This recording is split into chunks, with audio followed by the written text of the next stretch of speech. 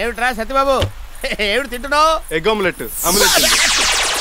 Pure vegetarian wedding లో non vegetarian ఫుడ్డింగా? నీ పని బాగుందిరా సత్యబాబు. 50,000 అప్పివ్వు, నువ్వు తినొచ్చు. లక్షణంగా పెళ్లి చేసుకుంటే ఎర్లీగా భోంచేసి లేట్ గా పడుకోవచ్చు కదా. ఆ 2 ప్లస్లు. కట్నం కూడా ప్లస్సేగా. కట్నం సరే, మరి మిగతా మైనస్లు? మైనస్లు ఏమిటి? ఇప్పుడు నేను పెళ్లి చేసుకున్నాను అనుకో, మినిమం తక్కువలో తక్కువ 2 లక్షలు ఖర్చు అవుతుంది. తర్వాత అది నవ్వాలంటే నగలు, అలిగిందంటే చీరలు కొనివ్వాలి. ఇక సోపులు, పేస్టులు, పౌడర్లు, సెంట్లు, చెప్పులు, కలర్ టీవీలు, కేబుల్ కనెక్షన్లు, వీక్లీలు, వీకెండ్ సినిమాలు ఎలాగో తప్పవు. ఆ తర్వాత అది నెల తప్పిందనుకో, డాక్టర్లు, మందులు. ఇక పిల్లలు పుడితే పారెక్స్, హార్లిక్స్, స్కూళ్ళు, ఫీజులు, ఇవన్నీ ఫైనాన్షియల్ మైనస్లు.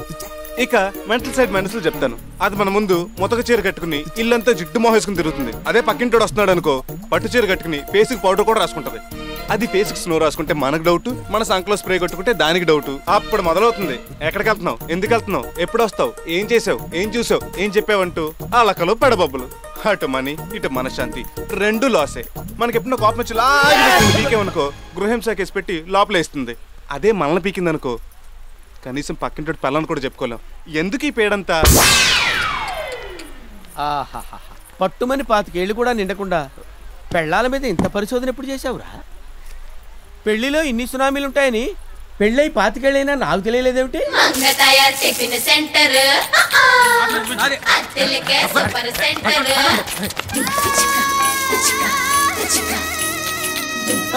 ఏంటిది బళ్ళో పిల్లల్లాగా అందరూ అడిగి కూర్చున్నారు? అక్కడ బళ్ళ ఖాళీగా ఉన్నాయి కదా. తాత ఇక్కడ ఇరుక్కుని కూర్చోపోతే అక్కడ వెళ్ళి కూర్చోవచ్చు కదా. ఇక్కడైతే మంగ తయారు దగ్గరగా ఉంది, ఏడేడిగా ఏసి ఇస్తుందని. తయారు గారు వీడికి ఏడేడిగా కావాలని చూడండి. ఏం కావాలి? ఏవేవో కావాలనిపిస్తుంటాయి. అవన్నీ ఇయటానికి వీలవుతుందా? ఒక మినపట్టు, 2 బోండాలు చాలు. గపూరు ఎవరారు కారులో వచ్చారు? అయ్యో బాబోయ్, మున్సిపాలిటీ గారు. రే సార్కి కుర్చీ. ఏంటండి బాబు ఫోటోకాల్ పక్కన ఏకంగా మా హోటల్కి వచ్చేసారు? హోటల్ వద్దకు పాలన. ఈ ఊరు ప్రజలకు ఎన్నో సమస్యలు ఉన్నాయి, అందులో నువ్వు ఒకటి. లీడర్లు అప్పుడప్పుడు ఇలా జనజీవన స్రవంతిలోకి వచ్చి ప్రజల సమస్యలు తెలుసుకోవాలి. బాగా కవర్ చేశారు. పబ్లిక్ లో టచింగ్ లేదు, ఎన్కౌంటర్ అయిపోతావు. ఎలా ఉన్నావు తయారు? మీలాంటి వారి దయ వల్ల ఇలా ఉన్నానండి. ఏం తింటారు? నీ చేస్తే ఏం పెట్టినా తినేస్తాను. వేసేయమంటారా? అది ఇడి పెట్టు. రే సార్తో ఏంటో పరాచకాలు ఉండండి. దూరగా కాళ్ళ దిబ్బరెట్టుంది, తీసుకొస్తాను. అది నా కోసం వేసింది కదా, ఆయన తెస్తానంటావేంటి? ఎవడరాడు? మటన్ కొట్టు మస్తాన్ గాడండి. వేసేయమంటారా? ఒరే 2వ ఎస్ఆర్సీలో నీ మటన్ కొట్లు వేసిపోతుంది తెలుసా? 2వ ఎస్ఆర్సీ అంటే ఏంటండి? నాకు మాత్రం తెలిసేటి పదం బాగుందని వాడాను. అదా రే, ఇప్పుడే సంతకం కూడా పెట్టేశారంట. అయ్యే బాబోయ్, అంత పని చేయమాకండి. నాకు 3 పెళ్ళాలు, 6 పిల్లలు, మటాస్ అయిపోతాను. ఇదిగో తయారు, సార్ తొందరగా దిబ్బరొట్టు తీసుకురా. సార్ తమరు శుక్రవారం 8 తింటారు కదండి? ఫ్రీగా వస్తే శనివారం కూడా తింటారు. అయితే 2 కిలోల మటన్ అమ్ముతాను. ఈ రోజు మంచి ఏటపోతున్నా వేసాను. పనిలో పని, మా తయారు కూడా 1 కిలో పంపించు. చిత్తం. మరి 2 ఎస్ఆర్సీ లో నా షాపు ఈ వారం రాకుండా ఆపుచాలే, నువ్వు వెళ్ళు. మటన్ పంపపోతే ఎస్ఆర్సీ గుర్తుంచుకోరు. ఏంటో పాపం, నువ్వు రాత్రనక పగలనక ఒళ్ళు దాచుకోకుండా కష్టపడుతుంటే నాకు మా చెడ్డ జాలేసేస్తుంది. అన్నట్టు కథ నుంచి మీ ఆయన ఎప్పుడు వస్తాడు? ఎందుకండి? సడన్ గా వచ్చేందుకు ఇబ్బంది కదండి. పెళ్ళైన ఒంటరి ఆడది ఈ మసాలా సొసైటీలో బతకడం ఎంత ఇబ్బందో ఓ మగాడుగా నేను అర్థం చేసుకోగలను. అందుకే మీతో చిన్న డీలింగ్ పెట్టుకుందాం అనుకుంటున్నాను. ఏం డీలింగ్? Finance dealing. నా మొగుడదవా కత్తరెల్లి తెగ సంపాదించేస్తున్నాడు అనుకోని సెంటర్ లో స్థలం కొని 18 పిల్లర్లు కూడా లేపించేశాను. శ్రీరామ సుబ్బారావు బాబా కత్తర్లో దేన్నో తగులుకుని డబ్బులు పంపడం మానేసాడండి. అందుకని మీరు కొంచెం ఫైనాన్స్ ఇస్తే గ్రౌండ్ ఫ్లోర్ వరకు లేపించి అద్దెకిచ్చుకుందాం అనుకుంటున్నాను. అర్రే, నిన్నే రైలు చేరు సుబ్బరాజు 2 లక్షలు అడిగి ఇచ్చాను. నువ్వేం ఫీల్ అవ్వకు, మా చిన్నబామర్ది చెప్తాను తీసుకుంది. సర్లేండి, మంచోడు పేరే చెప్పారు. ఆయన మీలాగా గ్లామర్ లొంగే రకం కాదండి బాబు.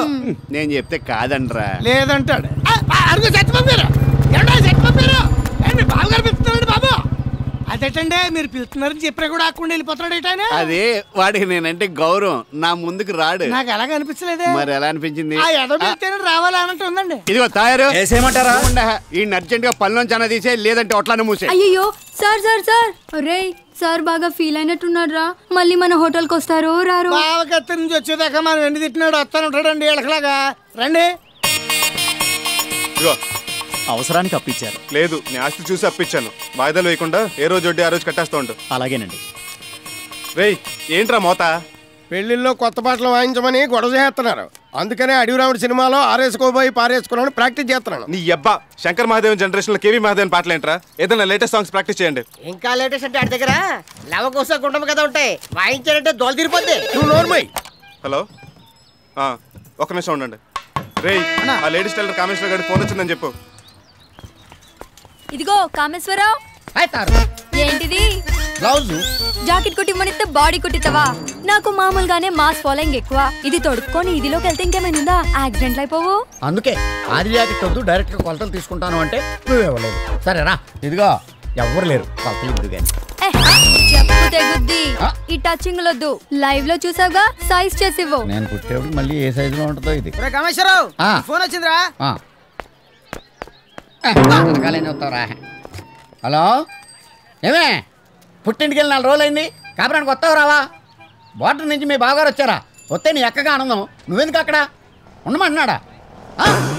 మీ బావను 3 నెలలు నువ్వు అక్కడే ఉంటావా? కట్టుకున్న మొగుడిని ఇక్కడ నేను ఏమైపోవాలి?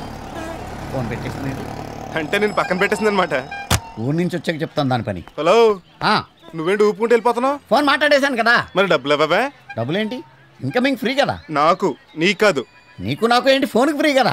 నీలాంటి అదోళ్ళందరూ గంటలు మాట్లాడుతున్నారని నిమిషానికి 3 రూపాయలు రేట్ ఇట్టాను. 2 minutes వెయిటింగ్, 1 minute టాకింగ్, మొత్తం 9 చెల్లు. ఆ మొక్క నువ్వు ముందు చెప్పాలి. నువ్వు అడిగితే చెప్పేవాడిని. ఇస్తావని మిషన్ తీసుకొచ్చి కొట్లాడించమంటావా? ఏంటి 9 రూపాయలకి 9,000 మిషన్ అట్టుకొచ్చేస్తావా? వద్దులే, ఇదిగో చిల్లరి. చిల్లర లేదు, నెక్స్ట్ కాల్ చూసుకుందాం. ఈ చేతికి డబ్బులు ఇస్తే కృషి బ్యాంక్ లో డిపాజిట్ చేసినట్టే. మీ ఫ్రెండ్ వేణు గారు వచ్చారే. ఎలా సత్యబాబా, ఎలా ఉన్నావు? కూర్చునే ఉన్నాను. ఏంటోరా, నీకోసం నిన్నటి నుంచి కాలరిగా తిరుగుతున్నాను. ఏ చెప్పులేసుకోలేదా? ఏం కట్ చేస్తావరా జోకులు? టీ తాగుతావా? ఏంటోరా, ఫ్రెండ్షిప్ కి నువ్వు ఇచ్చే వాల్యూ వేరు. రే గఫారో, రండి టీ.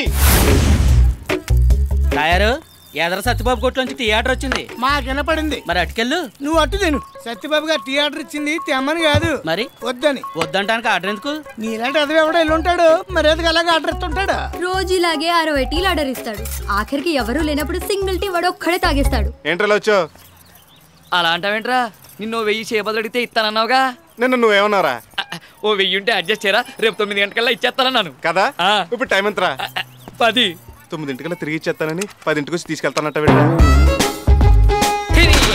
నిన్ను డబ్బులు అడిగినందుకు నా చెప్పు వదిలే. లేడీస్ చెప్తాను, నేను కొట్టుకోవాలరా. మా లేడీస్ ఎవరికి చెప్పులు లేవు, నాదేవరా బూటు. వీడికి పరుగు దక్కాలంటే జాగింగ్లు డైటింగ్లు చేయక్కర్లేదు.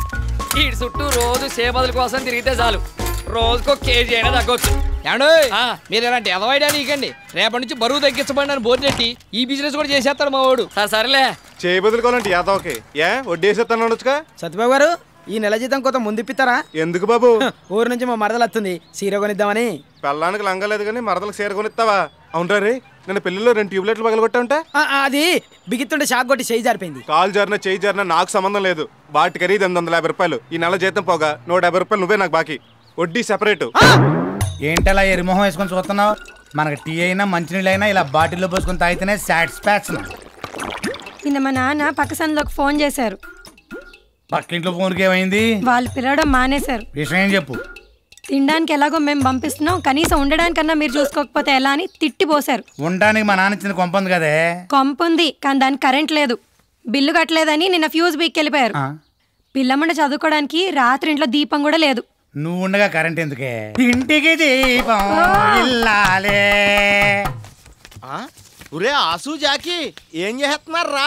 ట్రాక్టర్ మేడ కడుతున్నాం. ఆహా, నా వారసులు అనిపించేశారా. నేను పేకలో డబ్బులు సంపాదించి మేళ కడదాం అనుకున్నాను, మీరు ఏకంగా పేకతోనే మేళ కట్టేస్తున్నారు. సేబాసరా. స్కూల్కి వెళ్లకుండా ఆటలు ఎందుకు ఆడుతున్నారో అడగండి. ఎరా స్కూల్కి ఎందుకు వెళ్ళదు?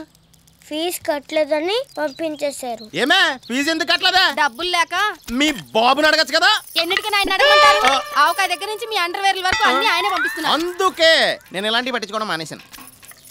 వదిన గారు బాగున్నారా? ఇప్పుడు నేను చూసి ఇంటి పట్టు నేడుగా ఆ పెద్ద ఆయన పేరు చూసి బోల్డ్ అని కట్నాలు కానుకలు తగిలేసి మరీ మాయదారి మొగుళ్ళని మనకు అంటగట్టారు. మరే మన డబ్బులు మనం దాచుకున్నా హాయిగా టీవీ సీరియల్స్ చూస్తూ కాలు మీద కాలేసుకుని బతికేవాళ్ళం. ఆ డబ్బు అంతా తీసుకొచ్చి వీళ్ళదాని కోసం ఓ మంచి రోజు చూసుకొని నుయ్యో గొయ్యో చూసుకోవడం బెటర్. ఈ కుర్ర వెధవలు లేకపోతే ఆ పని ఎప్పుడో చేసేదాన్ని. నీది ఫీజు ప్రాబ్లం, నాది ఫ్యూజ్ ప్రాబ్లం. ఐడియా. ఒరే పెద్దోడా, నువ్వు తాగి పాడేసిన బాటిల్స్ అని అమ్మేసి క్లబ్కి వెళ్ళి గేమ్ వేసి వచ్చాననుకో, డీల్ కొడితే మన ప్రాబ్లమ్స్ అన్ని సాల్వ్ అయిపోతారా? రాత్రి ఆఫ్ నీ ముందే తాగానా మరి డబ్బులు ఎక్కడి నుంచి వచ్చినాయి ఎక్కడి నుంచి వచ్చినాయి? ఆ ఖాళీ బట్టలు అమ్మేస్తేనే. మరి మన ప్రాబ్లమ్స్ కి పరిష్కారం ఎవర్రా? వీడే. ఒరే చిన్నోడా, రొటీన్కి భిన్నంగా నువ్వు ఇలా మాట చెప్తే తీరాలరా. డబ్బులేగా ఇవ్వను. అది రొటీనే కదరా. ఒరే ఫీజు కట్టలేదని ఆసుగాని జాకి గాని స్కూల్ నుంచి పంపించారా? ఒరే కరెంట్ బిల్ కట్టలేదని ఫీజు బీకేశారా? ఒక ఆఫీస్తే అదే వెయ్యి ఇస్తే ఇవ్వనని చెప్తున్నానుగా. ఒరే ఒరే ఇవ్వనని చెప్పకరా, నీకంటే పెద్దోళ్ళం, కనీసం లేవని చెప్పు, గౌరవం ఉంటుంది మాకు. సరే లేవు. బెదరు పొలంలో పంట లేదని చెప్పరా నమ్ముతాం, మట్టి లేదని చెప్తే ఎలా నమ్ముతావరా? ఉన్నాయి ఇవ్వను. రే అన్నలోని కూడా చూడకుండా ఎలా చీకట్టి వెళ్ళిపోతున్నాడో చూడాడు.